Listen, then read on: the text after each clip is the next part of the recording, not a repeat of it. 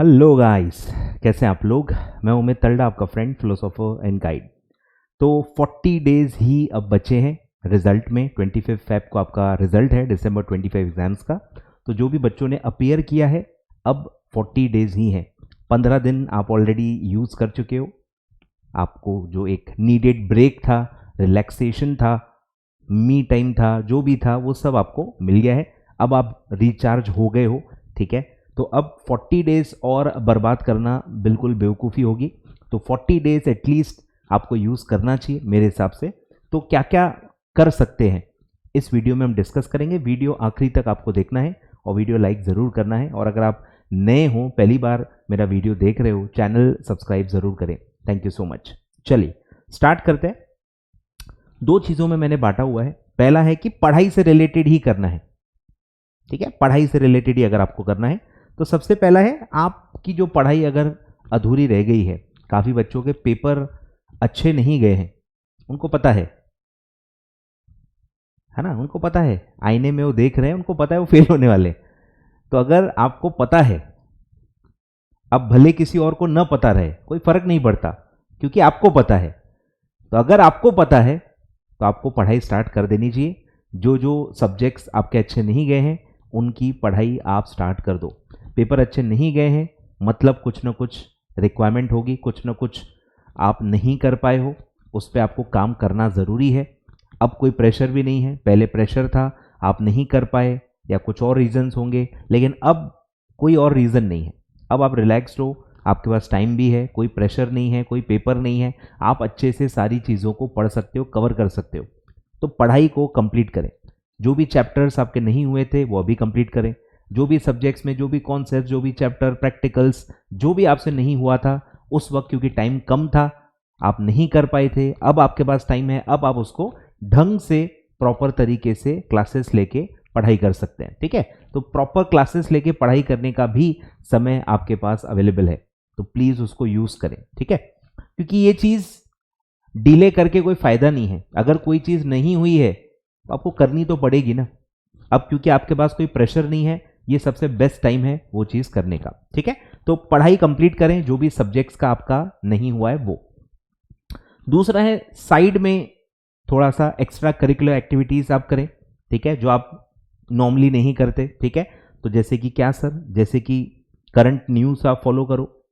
जो भी आपके सब्जेक्ट्स हैं, जो भी आपके फेवरेट सब्जेक्ट्स हैं, कंपनीज एक्ट है, सेबी है, और भी जो अलाइड लॉज, अदर लॉज आप पढ़ते हो, या जिस फील्ड में आपको इंटरेस्ट है, आपको जाना है, तो वो फील्ड से रिलेटेड नॉलेज लेना। रियल लाइफ में क्या चल रहा है, आईपीओस, अमालगमेशंस, ठीक है, मर्जर्स, सारी चीज़ों को पढ़ना, बायबैक्स, ठीक है, हर चीज़ को स्टडी करना आप स्टार्ट कर सकते हो। बहुत इंटरेस्टिंग और बहुत ही अच्छा होता है अगर आप जो भी पढ़ रहे हो उससे रिलेटेड करंट न्यूज़ अगर आप डेली फॉलो करो, क्योंकि अब आपके पास टाइम है, ठीक है। तो आप ये कर सकते हो और हर बच्चे को ये करना चाहिए मेरे हिसाब से, ठीक है। तो करंट न्यूज़ आप फॉलो करो, आधा घंटा, 1 घंटा, मैक्सिमम आधा 1 घंटा डेली आपको देना है, और कुछ ना कुछ आपको इंटरेस्टिंग मिल जाएगा जिसमें आप आधा घंटा स्पेंड करके डिटेल में उसमें एक नॉलेज गेन कर सकते हो, ठीक है। फिर है जो भी लेटेस्ट कुछ केस स्टडीज़ हैं, अगर आप केसेस पढ़ना चाहते हो, ये बहुत बढ़िया समय है। क्योंकि नॉर्मली क्या होता है ना, बहुत प्रेशर होता है, सब्जेक्ट्स बहुत ज़्यादा होते हैं, सिलेबस बहुत वाइड होता है, कोई भी केस स्टडी को डिटेल में आप नहीं पढ़ पाते हो। जितना किताब में दिया है उतना ही आप पढ़ते हो, लेकिन रियल लाइफ में केस स्टडीज़ बहुत बड़ी बड़ी होती हैं, ठीक है। तो मुझे लगता है 2-4 बड़े अच्छे केस स्टडीज़, जो भी निटिग्रिटीज़ हैं, जो भी इंपॉर्टेंट टॉपिक्स अभी चल रहे हैं, जो भी आपको पता होंगे, कंपनीज एक्ट से रिलेटेड कोई बड़े इश्यूज़ हैं जिन पे कोई रीसेंट जजमेंट आ गया है, सेबी के कुछ एस्पेक्ट्स हैं जिसमें कोई रीसेंट अमेंडमेंट या कोई भी टाइप का ऑब्जर्वेशन या कुछ भी अगर आया है, तो वो आप डिटेल में अभी स्टडी कर सकते हो, ठीक है। तो केस स्टडीज़ भी आप पढ़ सकते हो, ठीक है। सैट के जजमेंट्स पढ़ सकते हो, ठीक है। फिर मार्केट में क्या क्या हो रहा है, सेबी के वेबसाइट को अच्छे से आप देख सकते हो, बराबर। सब जो भी लिटरेचर है अवेलेबल वो आप पढ़ सकते हो, जो भी टॉपिक में आपको इंटरेस्ट होगा। बायबैक में इंटरेस्ट है, बायबैक पढ़िए। आपको अमालगमेशन, टेक ओवर्स में इंटरेस्टेड है, वो पढ़िए। जो इंटरेस्ट है, 2-4 टॉपिक ऐसे होते ही हैं जिसमें हर इंसान को इंटरेस्ट होता है, तो उससे रिलेटेड पढ़िए, कोई दिक्कत नहीं, पर पढ़िए। फिर एनुअल रिपोर्ट्स आप देखें, ठीक है, आपको काफ़ी नॉलेज मिलेगा कंपनीज के बारे में, कॉम्प्लायंस की रिपोर्टिंग, CSR, ये वो सब आप अच्छे से देख सकते हो, ठीक है। रेड रिंग प्रोस्पेक्टस और जो भी है राइट इश्यूज और जो भी दूसरे डॉक्यूमेंट्स होते हैं वो आप उसके डॉक्यूमेंट्स पढ़ के अच्छे से नॉलेज ले सकते हैं, ठीक है। तो ये सब तो देखो करना ही है, आप और कुछ करो ना करो, ये चीज़ें आपको करनी है, क्योंकि 1-1.5 घंटा 2 घंटा डेली बस आपको देना है और इससे बहुत फ़ायदा होगा, इससे बहुत फ़ायदा होगा, ठीक है। इंटरव्यूज़ में भी आगे चल के आपको फ़ायदा होगा, जब आप कंपनी में काम करोगे तब भी आपको इसका फ़ायदा होगा। ये चीज़ हमेशा रहेगी और ये अगर हैबिट बन जाती है तो बहुत बढ़िया हैबिट है। हर बच्चे को ऐसी हैबिट रखनी चाहिए, आधा 1 घंटा निकाल के आपको चीज़ें पढ़ने की एक आदत होनी चाहिए, ठीक है। चलो, तो ये चीज़ें हैं पढ़ाई से रिलेटेड, जो कि काफ़ी बच्चों को बोरिंग लगी होंगी। अब उनके लिए कुछ अलग थोड़ा सा मैं बता रहा हूँ, ठीक है। अब क्योंकि आपको पता ही है बेयर एक्ट बहुत इंपॉर्टेंट होता है, हर लॉ जो भी आप पढ़ते हो, जितने भी लॉज आपके पास हैं, बेयर एक्ट पढ़ना ज़रूरी है। बेयर एक्ट का इंटरप्रिटेशन मतलब पढ़ के समझ में आना, वो एक जो स्किल है वो अनिवार्य है, उसके बिना आप एक अच्छे CS नहीं बन सकते, ठीक है। आप अच्छे CS तभी बनोगे जब बेयर एक्ट पढ़ के खुद आप अच्छे से इंटरप्रेट कर सकते हो, तभी आप एक मीनिंगफुल कंपनी सेक्रेटरी बन सकते हो, ठीक है। नहीं तो क्या है, वो इजी नोट्स पढ़ के और ये सब करके, ठीक है, वो सब मज़ा नहीं आएगा। एक प्रॉपर कंपनी सेक्रेटरी, एक प्रोफेशनल अगर आपको बनना है, बेयर एक्ट आपका अच्छे से पढ़ा हुआ होना चाहिए और बेयर एक्ट को पढ़ के इंटरप्रीट करते आने की जो स्किल है ये डेवलप करना बहुत ज़्यादा ज़रूरी है, नॉन नेगोशिएबल है। जिस कोर्स आप जो प्रोफेशन में हो इसमें ये नॉन नेगोशिएबल है, ठीक है। तो ये आप करो, बेयर एक्ट पढ़ो, नहीं पढ़ा होगा तो बेयर एक्ट से ही पढ़ाई की है, बहुत अच्छी बात है, कोई दिक्कत ही नहीं है। सेबी के बेयर रेगुलेशन पढ़ो, देखो कितने बड़े बड़े रेगुलेशंस होते हैं, ठीक है। फिर कुछ हटके करना है तो टाइपिंग क्लास मैं बहुत ही स्ट्रांगली रिकमेंड करता हूँ सबको, ठीक है।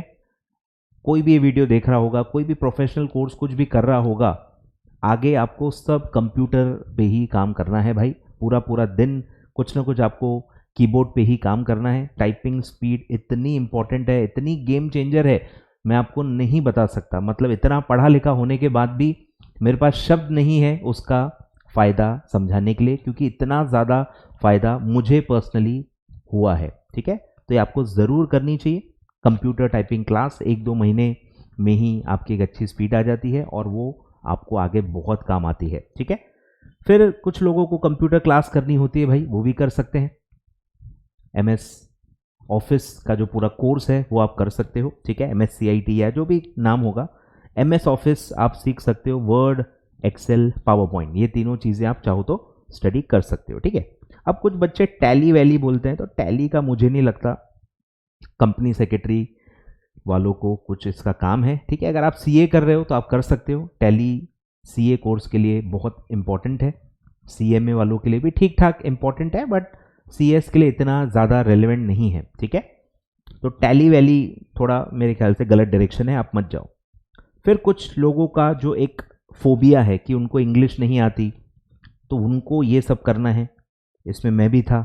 जब मैं स्टूडेंट था मुझे इंग्लिश नहीं आती थी, अभी भी कुछ आती नहीं है खास, और काफ़ी बच्चे मुझसे अभी भी पूछते हैं सर आप इंग्लिश में लेक्चर्स क्यों नहीं पढ़ाते। मतलब मुझे इतना अजीब लगता है कि इनको लगता है कि मुझे इंग्लिश आती है। मतलब मैं आपको बता नहीं सकता कि लोग कितना अज्यूम कर रहे हैं कि यार अमित सर को इंग्लिश तो आती ही होगी, वो तो इंग्लिश में पढ़ा लेते होंगे। अरे भाई, इंग्लिश में बात करना हमारे लिए कितनी बड़ी स्ट्रगल रही है ये आपको मैं बता नहीं सकता। आज भी बहुत सारे बच्चे उस स्ट्रगल में हैं। अगर आप उस स्ट्रगल में हैं तो आप रिलेट कर सकते हो, बहुत रिलेटेबल चीज़ है।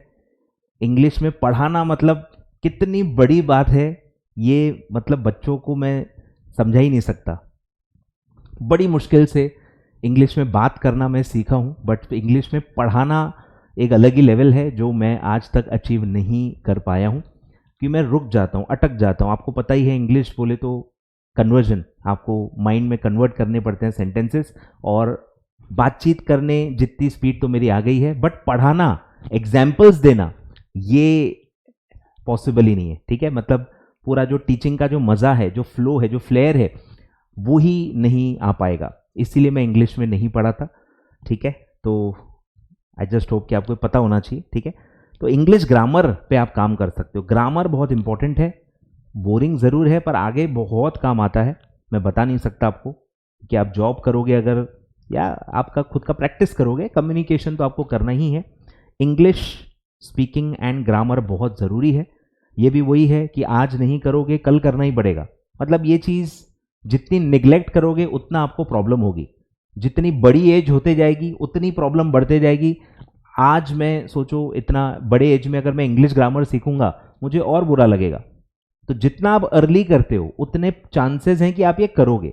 अभी आप स्टूडेंट हो, कर लोगे। एक बार आप क्वालिफाई हो गए उसके बाद तो और इच्छा कम होते जाती है।